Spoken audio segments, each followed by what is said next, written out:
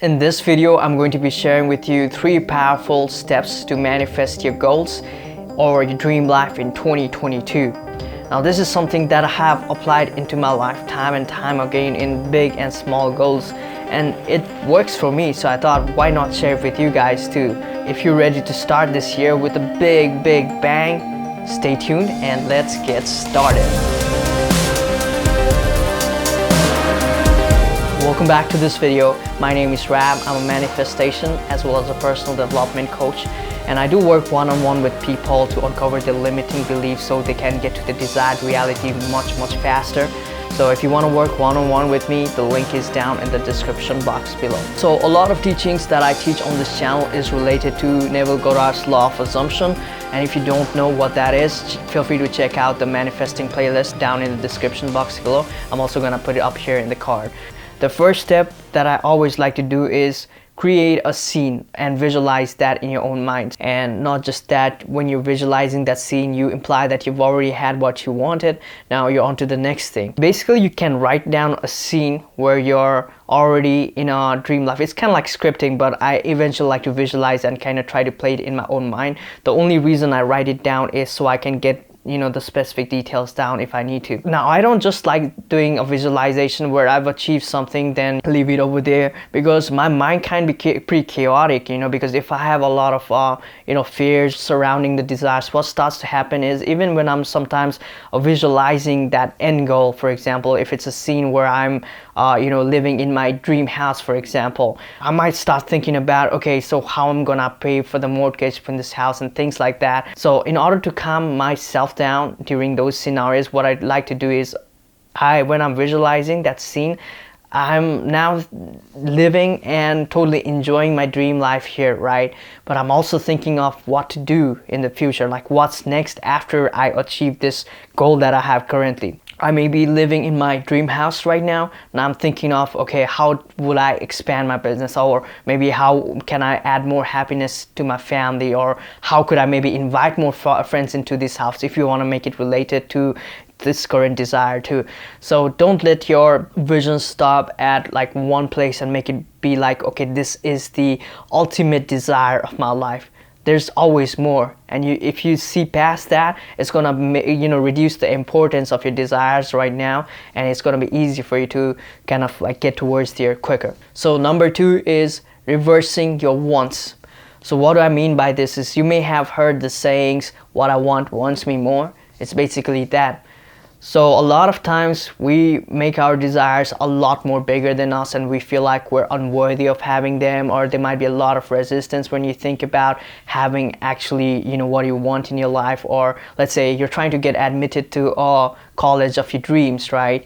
And instead of just trying to say that, okay, this is something you want really badly, what you can do is you can say that I'm the most perfect candidate for that scholarship or the application that you're trying to fill for that college. It's just natural for me to be in that college because that desire actually evolved from, that college calling me towards it. When that desire flourished in your heart, it wasn't just from like this one side trying to grasp that new reality, but it's that new reality trying to call you towards it. So what this does for me personally is, whenever I try to set a really big goal, of course, sometimes I'm gonna feel I'm unworthy of having this thing. But once I try to reverse that and make it seem like, okay, this is what I want, I'm trying to get into this university, and that university actually wants me to be there too, because I'm the most perfect candidate to be there. You can put it in any way you want, even with this specific person. If you're trying to manifest one, you, instead of thinking that your specific person doesn't want you and you're the only one who wants your specific person, because that's the story that we tell ourselves when you're trying to manifest a relationship that's out of our reach.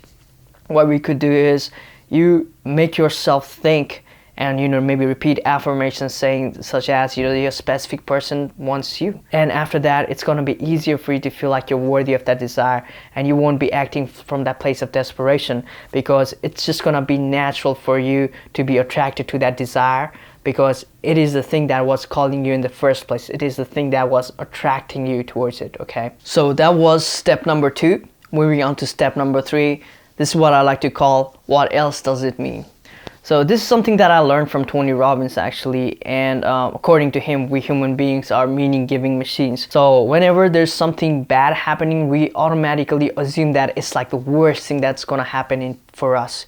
But instead of that, we can even give it a positive spin, and like according to law of assumption, whatever we assume, that's gonna manifest for us, right? This is especially helpful for us when we are going through circumstances, especially when you're going through rejections from like which you're seeing in your reality right now. This will be a really good way to spin it around. So I'm gonna give you an example from my own personal life to kind of like demonstrate how it works for me. Back around like 2018, I was trying to grow my business for photography, and at that time I wasn't really good with business. I was more good with like in the art side of it because I was using cameras for a while, but I didn't have any confidence when it came to business. Around that time, I met this couple who were like the perfect fit for what I was trying to go after, and it was like right for the business money wise, and like how I was trying to grow my portfolio to reach more people in the future. So everything was like the perfect thing. So they said that they were going to be get married in 2020, and they were like trying to look for a photographer. So they told me they loved my images. They were like really wanting to book me for the wedding and things like that. But after a while, they just disappeared. They basically ghosted me, or what it seemed like at the time. So I was very, very disheartened. I was discouraged, and I felt really rejected at that time, right? I think it was right after I listened to Tony Robbins, I decided to give it a different meaning. So like I started asking myself, what else does it mean, right? So it could mean that maybe they didn't have enough money to afford me at that time, and they were gonna come back afterwards. I even thought about maybe they're having some issues in their families and things like that. They were gonna sort that out, and they're gonna come back to book me.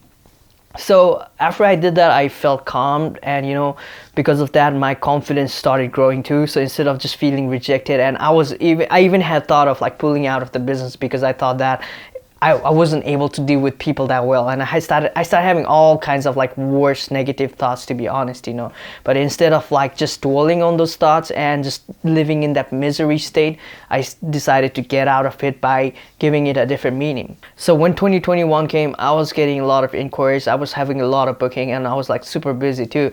And guess what? I get an email from this same client, and they tell me that they weren't able to like contact me then, but their wedding ended up being canceled in 2020 when the COVID was going on. So they decided to like reach me whenever it was the right time it felt like the right time for them to start booking a photographer. They ended up booking me. For me, it was like this really mind-blowing thing, to be honest. So whenever you are facing circumstances such as rejection, or you feel like you're getting like slapped by the reality on your face, I'm not saying you can't react, you can't feel bad about it, but don't stay stuck in that forever. Just make it mean that because of this, like what I'm seeing right now, this rejection that I'm seeing right now, because of this circumstance that I'm seeing right now, it just means like my desire is even closer. It's just getting closer to me. So just make it mean that you're gonna get what you want eventually, so don't stress on it. So to sum it up, the first step is to visualize an end goal in your mind. And not just that, when you're visualizing that scene, you imply that you've already had what you wanted. Now you're on to the next thing. Number two, you're reversing your wants. And when you're doing this, you make it mean that your desire also wants you back.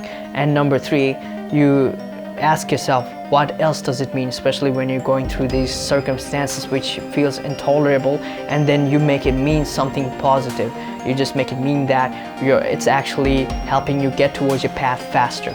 Once you apply these steps into your life, you will see that your state will start changing too. So for me, I found these steps very, very powerful. I've applied these into my life to manifest a lot of things, like a lot of bigger as well as smaller goals. And I hope it helps you the same way. And if you have any questions, feel free to leave it down in the comment section below. Or if you want to work one-on-one with me, feel free to send me an email so we can get started to work on your limiting beliefs. And with that being said, guys, I want to wish you all the very best. Goodbye and namaste.